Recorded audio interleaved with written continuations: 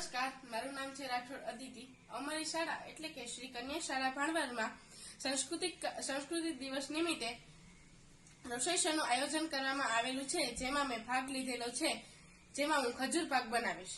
તે માટે સૌપ્રથમ 500 ગ્રામ ખજૂર, કાજુ બદામ, શેકેલા બી, શેકેલા તલ અને 250 ગ્રામ ઘી લઈશું।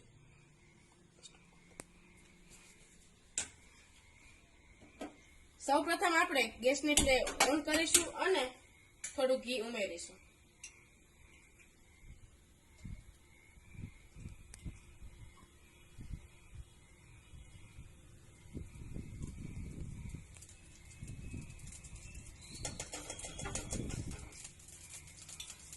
ઘી ગરમ થઈ જાય એટલે આપણે એમાં ખજૂર ઉમેરીશું।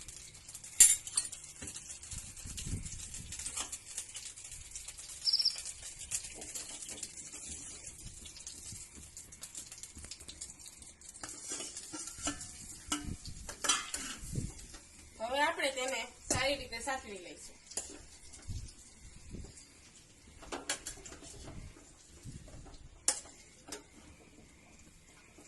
ખજૂર આપણો સારી રીતે મિક્સ થઈ ગયો છે અને પોચો પડી ગયો છે, તો હવે આપણે ગેસની ફ્લેમ બંધ કરી દઈશું અને તેને નીચે ઉતારી લઈશું।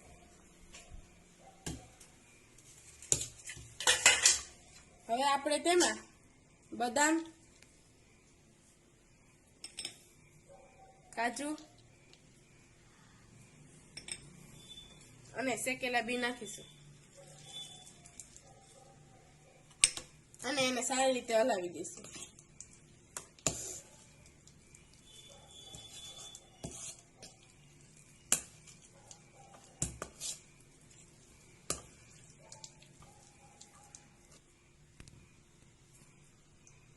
ખજૂર આપણો સારી રીતે મિક્સ થઈ ગયો છે। આપણો ખજૂર ઠરે પછી આપણે તેને નાની નાની લોઈ બનાવી અને આ તલ છે તેમાં પાથરી દઈશું।